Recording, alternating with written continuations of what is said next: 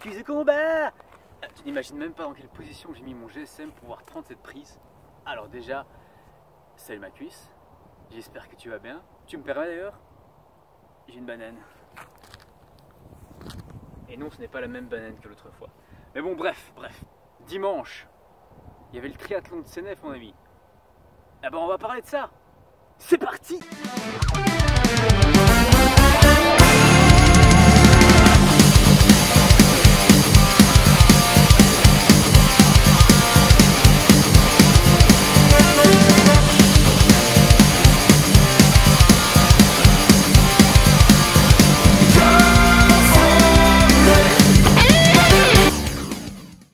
Triathlon de Senef.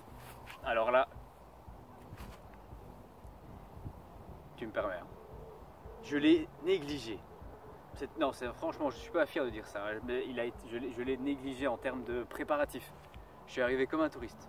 J'avais prévu des ravitaux, je les ai oubliés. Mon vélo, il a failli ne pas passer. Ah, je suis pas très fier. Mais de l'autre côté, il y a quand même des bonnes nouvelles. Hein, parce que j'ai pas tout fait comme un teubé. Non, les bonnes nouvelles, c'est que la gestion de l'effort, elle s'est bien passée. Que mine de rien, même si j'avais oublié mes ravitaux sur la course, j'avais quand même mon bidon sur le vélo. Pour comparer avec le 5,50 de Zurich, il faut te dire que ce sont les mêmes distances. C'était 1,5 km de nage, 40 km à vélo et 10 km de course à pied.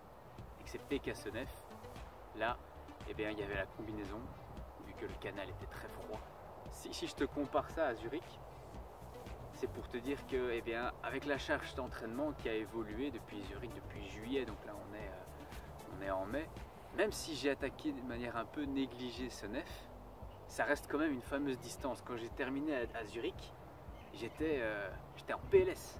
Et là, j'ai un peu fait pareil parce que c'est les mêmes distances, c'est juste pas les mêmes endroits. Avec en plus une charge d'entraînement qui était post la semaine de 19h. La semaine où j'ai eu Senef, là j'avais environ 14 heures d'effort. Et donc, le jour d'avant Senef, j'avais même eu 1h30 de course à pied et 4 heures de vélo. Ce qui est vraiment positif dans cette histoire, c'est qu'il y a eu de la progression. Bon, maintenant que j'ai balancé le point positif, on va quand même revenir sur les leçons apprises de Senef. Alors, les leçons apprises de Senef, eh bien, c'est la négligence.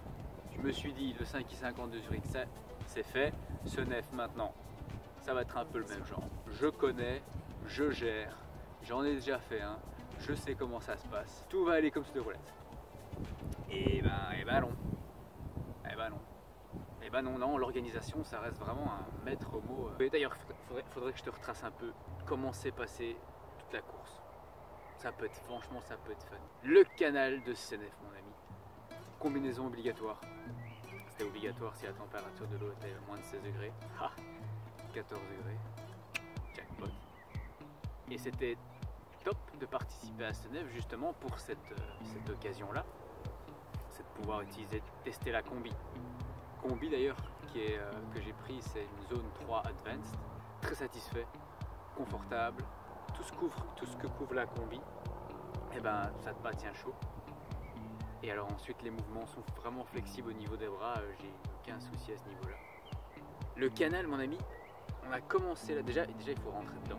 Tu te rappelles, 5,50, je m'étais dit ok, je vais me positionner sur les extrémités et je serai tranquille pour éviter la bagarre.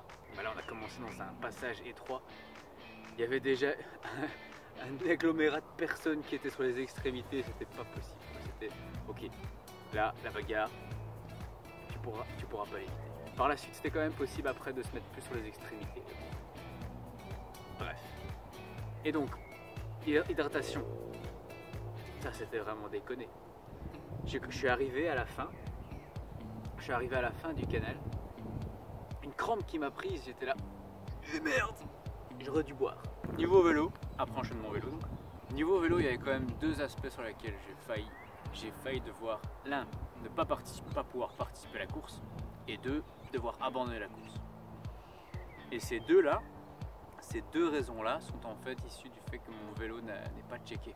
je néglige un peu le traitement de mon vélo. Le fait que mon vélo n'ait pas pu passer, j'avais un jeu axial au niveau de l'axe avec ma roue avant et de ma potence.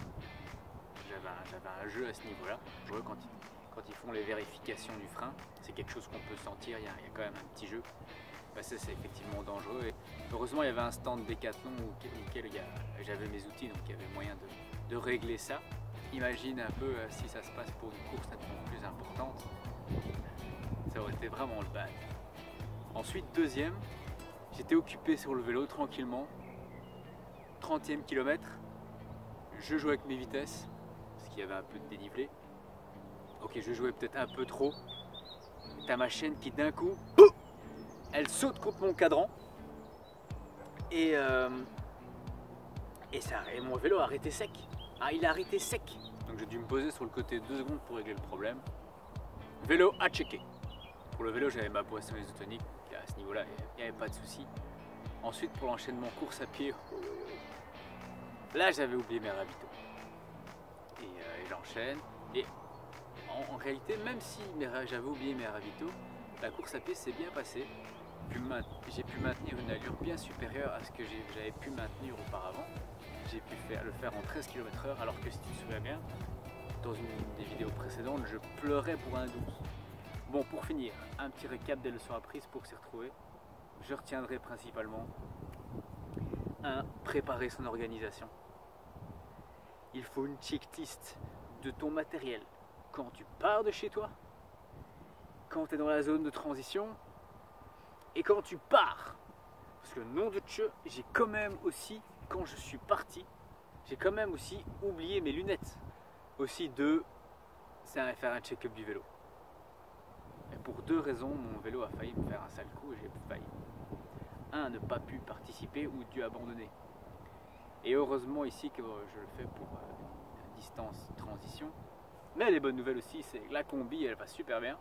Aussi le fait que les résultats de la course sont meilleurs qu'à Zurich. À Zurich j'avais fait 3h02, ici j'ai fait 2h51. Donc en sachant en plus que j'avais la fatigue de l'entraînement, parce que ce CNF là il s'est inséré comme ça dans le programme d'entraînement, hop. Et voilà, c'est déjà la fin de cette vidéo. D'ici la suivante, prends soin de toi, bouge-toi les noisettes, ciao.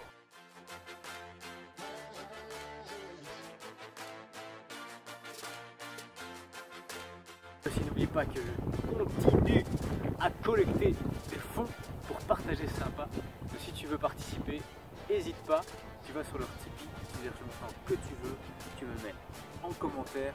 Du coup, ils seront notifiés, je serai notifié, tout le monde sera notifié et je te mettrai à l'honneur. Et ce sera cool. Allez, c'est parti. 1h45 de course à pied maintenant. Let's go!